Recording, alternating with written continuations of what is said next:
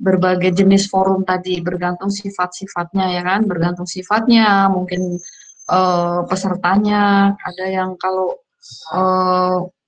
juga ada yang sifatnya diskusi satu arah, dua arah, yang ada muktamar, ada macam-macam, ada kongres, nah semacam itu. Yang pada dasarnya sebenarnya tujuannya adalah untuk mendapatkan satu informasi yang sama, ya kan? Untuk mendapatkan informasi yang sama yang kemungkinan akan menjadi sumber kebijakan atau sumber rekomendasi, ya kan? Akan menjadi sumber pertimbangan penentu kebijakan bagi uh, pemerintah atau bagi instansi yang melaksanakan seminar atau bagi perguruan tinggi yang melaksanakan lokakarya seminar atau apapun. Jadi memang ada tujuan-tujuan tertentu yang akan dicapai. Yang tujuan-tujuan tertentu itu tentu saja untuk apa namanya perbaikan sesuatu dari isu yang disampaikan tadi. Biasanya secara umum juga forum-forum tersebut yang namanya sangat bermacam-macam itu ada lokakarya, simposium, itu basisnya adalah ilmiah ya. Basisnya adalah ilmiah, biasanya juga hasil penelitian, hasil pengamatan, hasil survei misalnya seperti itu. Dari hasil penelitian, pengamatan maupun survei akhirnya baru bisa diakui, baru bisa disampaikan kepada khalayak secara sahih pada umum dan bisa diakui, itu harus melalui forum-forum itu. Jadi forum-forum seperti seminar, lokakarya atau apa tuh sebenarnya untuk menyampaikan isu-isu, menyampaikan apa, mendapatkan validitas ya, validitas bahwa oh nih ada temuan ini terkait isu ini, kemudian ada hal-hal yang perlu kita sampaikan kepada pemangku kepentingan, kepada pemerintah, misalnya penguasa dari hasil penelitian itu, maka itu disampaikan melalui forum-forum yang tadi sudah disampaikan oleh teman-teman. Nah, itu saja sebagai ulasan. Kemudian saya ingin menjelaskan terkait UAS ya, terkait UAS yang akan dilaksanakan pada hari Senin ya, lusa ya. Besok minggu kemudian Senin, selalu saya sampaikan kepada teman-teman bahwa karena ini sistemnya menuntut kita seperti ini ya, bukan sistem ya, artinya kondisi ini menuntut kita menggunakan, notulenya belum masuk ya, yang sesi pertama. Notula yang sesi pertama segera ya.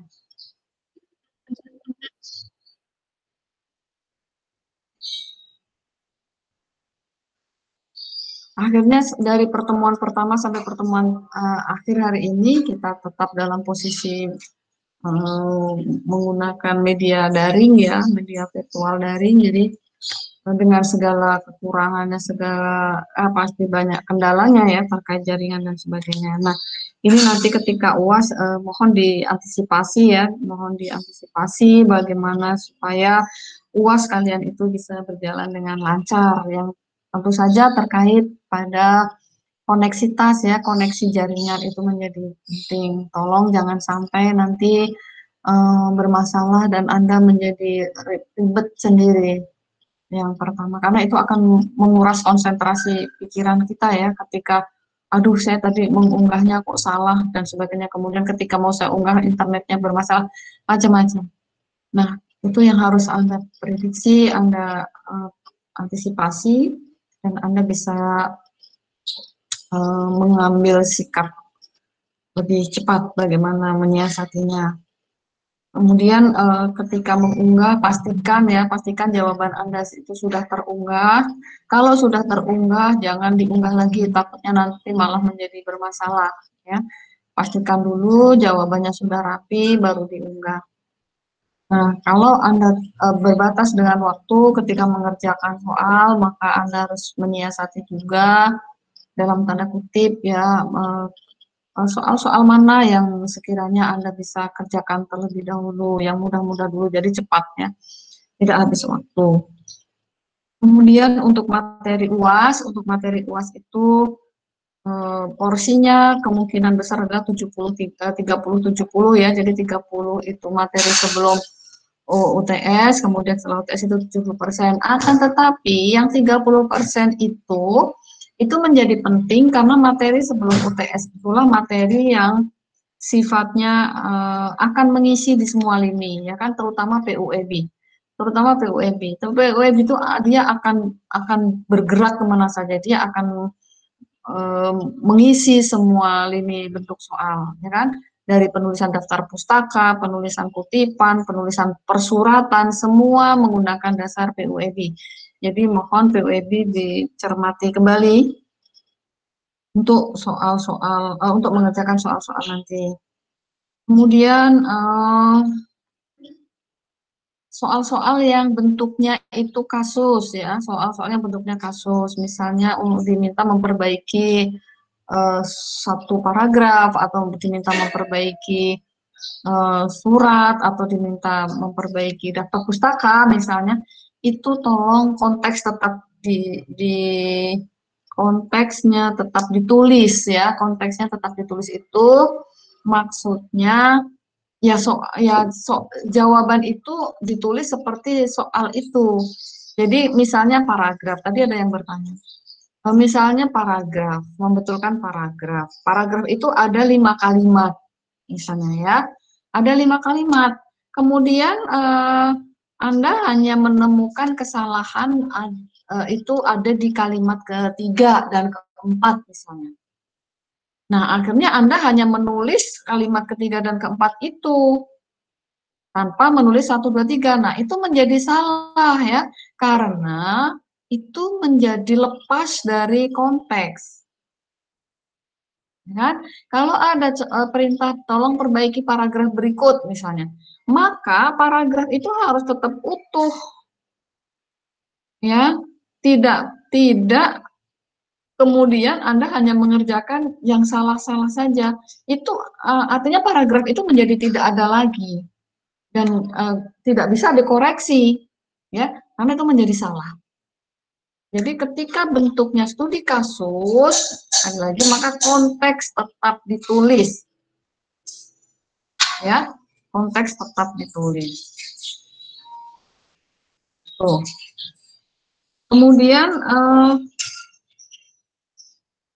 dalam surat dinas misalnya, ketika ada soal surat dinas, maka ya konteks itu tetap dipertahankan, tidak ditulis yang bagian-bagian salahnya. Kemudian karya tulis ilmiah juga ya, karya tulis ilmiah itu juga di sana ada kutipan, kemudian ada catatan kaki, ada daftar pustaka, itu harus dicermati kembali. Kita coba tampilkan nih satu contoh soal tahun lalu ya. Tapi untuk tahun ini kemungkinan soal akan berbeda ya, karena sebelum juga kemungkinan besar. Tolong notulannya yang sesi pertama saja, satu saja dulu ya. Satu aja dulu. Ini takut nanti terlewat. Satu lembar saja, tidak usah semua. Karena yang harus dilaporkan ke portal satu. Ini sebentar. Nah, ini ya, ini contoh soal tahun lalu. Sudah bisa dilihat? Bisa, Bu. Nah, ini ternyata semua soalnya kasus ya, bab 1, bab 2, bab 3, tapi saya memprediksi akan ada pilihan ganda kemungkinan. Tapi kalau pilihan ganda rata-rata sudah paham. Nah, di sini ada tentang kutipan langsung, kemudian ini ada daftar pustaka. Nah, ini yang kutipan langsung tinggal melihat bagaimana bagian kutipan langsung. Kemudian yang daftar pustaka, ini cermati lagi bagaimana menulis deret ke samping ya. Dilihat yang pertama adalah sumbernya. Sumbernya apa, baru Anda tentukan penulisan deret ke sampingnya. Kemudian ketika sudah ditulis deret ke samping, baru disusun deret ke bawah secara alfabetis tanpa menuliskan nomornya. Ya, nomor tidak perlu ditulis. Kemudian soal berikutnya terkait surat. Nah, seperti ini surat ini kebetulan sudah saya coret-coret. Nah, surat ini, jadi yang pertama itu Skornya 60, tinggi sekali. Ya, ketika memperbaiki itu jadi dicermati dari masing-masing titik ya. Dari masing-masing titik ini harus dicermati. Dari masing-masing titik ini harus dicermati. Jika misalnya begini, soal itu sebenarnya disajikan dengan 20 titik kesalahan, ya. Dalam persuratan ada 20 titik kesalahan yang kami buat misalnya. Kemudian Anda hanya bisa menemukan 10 titik kesalahan. Berarti kan 10 titik kesalahan lagi Anda tidak menjawab. Berarti kan misalnya nilainya, kalau Anda bisa menemukan 20 titik kesalahan, maka nilainya 60 misalnya, ya kan? Kemudian jika Anda hanya mampu menemukan 10 kesalahan, berarti nilainya 30. Satu. Kemudian yang kedua, jika sesuatu itu atau teks itu sudah benar, kemudian Anda kerjakan menjadi salah, itu juga menjadi titik salah. Tapi ini tidak menjadi momok atau bukan menjadi Anda menjadi paranoid terhadap soal, takut salah sehingga yang benar menjadi salah ya. Jadi ini kan sudah hal yang biasa, sudah tiap hari kita melihat, mengalami, tinggal kecermatan saja yang utama yang selalu saya sampaikan itu adalah kecermatan ya kan. Dari titik, koma, kemudian spasi, huruf kapital, huruf miring. Ketika miring misalnya karena itu masih dianggap istilah asing, maka jangan dimiringkan tulisannya, cukup di garis bawah ya, ditulis tegak dan di garis bawah itu. Kemudian ketika Anda menjawabnya miring kemudian di garis bawah itu menjadi salah. Nah, hal seperti itu ya, karena memang sudah diatur. Jadi jangan sampai kebablasan. Jadi ini takutnya ini benar apa salah, ini benar apa salah.